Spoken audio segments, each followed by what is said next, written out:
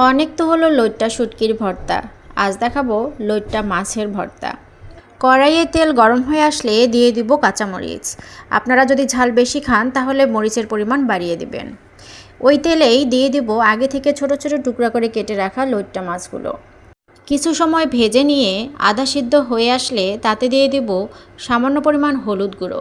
এতে কালারটা যেমন সুন্দর আসবে, মাছের যে একটা গন্ধ আছে সেটা থাকবে না। আরও 2-3 মিনিট সময় নিয়ে ধীরে ধীরে অল্প আঁচে মাছগুলো ভাজতে থাকবো। যখন মাছ মুচমুচে হয়ে আসবে তখন নামিয়ে নিব। এরপর একটা বাটিতে ভাজা মাছ, ভাজা মরিচ এবং কাঁচা পেঁয়াজ কুচি নিয়ে তাতে দিয়ে দেবো পরিমাণ মতো লবণ। এরপর সরিষার তেল দিয়ে সবগুলো উপাদান খুব ভালোভাবে মিক্স করে নিলেই রেডি হয়ে যাবে আমাদের লইট্টা মাছের ভর্তা। গরম ভাতের সাথে এই ভর্তা খেতে যে কি মজা, একবার বানিয়ে ট্রাই করেই দেখুন।